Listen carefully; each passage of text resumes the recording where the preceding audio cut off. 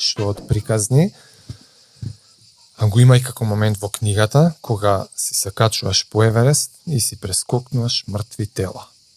Да.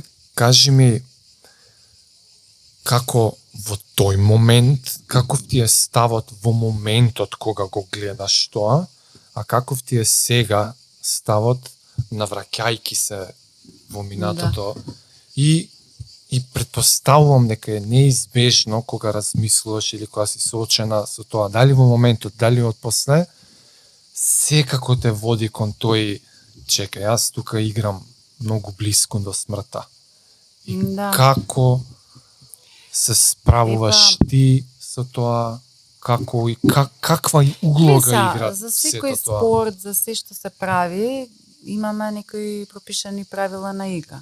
Се додека се почитуваат, може да ги намалиме, да речеме, ризиците во однос на она што зависи од нас, како човечки фактор.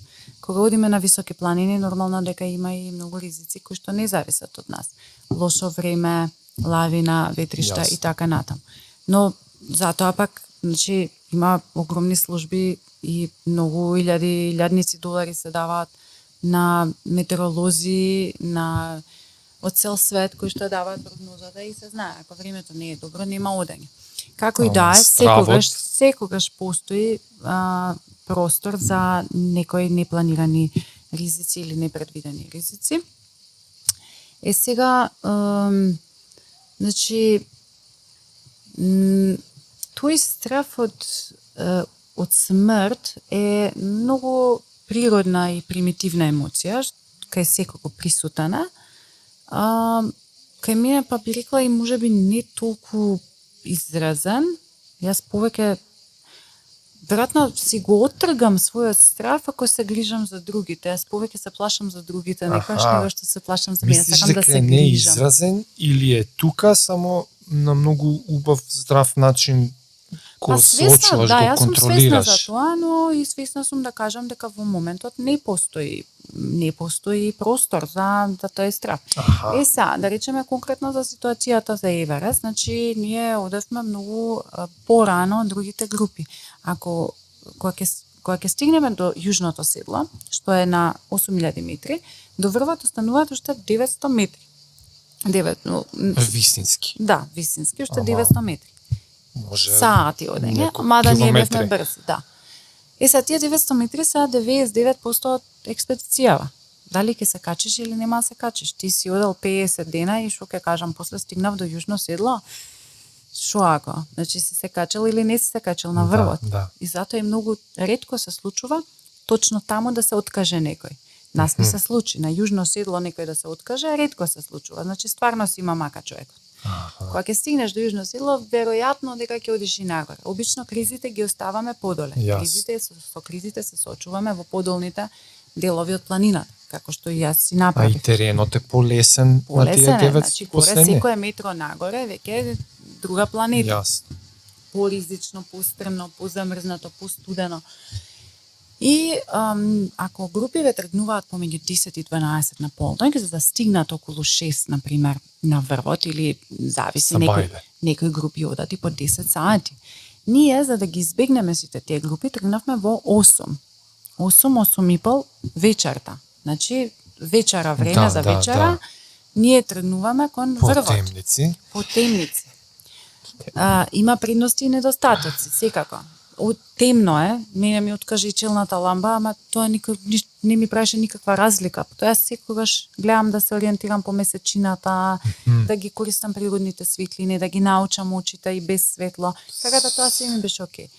И сега, во моментот кога ние стигнавме, ние знаевме дека таму има тело, пошто тоа тело беше таму свежо, тоа беше тело на еден бангладешанец кој што имаше почит. Па знаевме дека почина и дека се чека службите да се види што ќе се прави. Обично. Тоа сега било? Да, тоа беше свежо и ние знаевме дека он е таму некаде, но во ноќта јас во моментот не ни приметив дека ние преминуваме преку тело, него мислев дека тоа е некоја торба, тука е некој ранец што некој го ставил за Аха. да си олесни, за да оди Че горе баш по. тогаш И не не си го знаел. приметив. Не го приметив во Јасно. моментот, може затоа што си мислев на нешто друго, затоа што не знаев точно на која позиција ќе биде, не очекував. Фокусот ти бил на друго, Но да. истото тоа ми се случи и на Ама Даблан, кога буквално на 300 метри пред врвот исто имаше тело, исто на еден човек кој што го познававме, кој почина дента пред да одиме ние. И тогаш многу ми се допадна реакцијата, значи ние бевме четворица на јажето, или петорица бевме на јажето кој што одевме заедно, и едниот меѓу нас, Ирец, кој имаше така малку повеќе медицински познавања, се откачи од јажето, отиде до човекот за да провери сигурни знаци на смрт. Ние дека е знаеме сигурно. дека сигурни знаци на смрт, да. А, И тогаш мислам дека дури и појако ми делуваше искуството што го гледам човекот и дека поминувам покрај него. И како, он- како, А што? ти си во последните метри пред искачување на врвот и навистина многу ти треба тука мотивација, ова воопшто не те мотивира. Си голташ кнедли и одиш нагоре. Убаво е кога ќе има добра енергија за да се мотивирате еден со друг, тоа е убаво, но кога ја нема затоа што секој си го гледа својот чекор, својот Да. од, својот нели пейс, темпото за кон врвот, тогаш е добро човек сам себе да си каже по некој позитивен збор од она self-talk. Пак Да. не знам како би го превеле, ама кога сам себе си се тишеш, си кажуваш некои убави зборови и кога ќе го пренасочиш вниманието кон нешто друго, за да тоа не ти остане како трајна емоција. Значи, тебе не ти влијаеше тој момент да ти го зголеми стравот, туку повеќе како една негативна енергија што Па мораше како малце жал, со како емпатија, така, повторно. Јас не размислам во моментот, чекај, може и мене истото да ми се деси. Да, не беше тој момент. Не беше тој момент, но еве во една друга ситуација, на пример,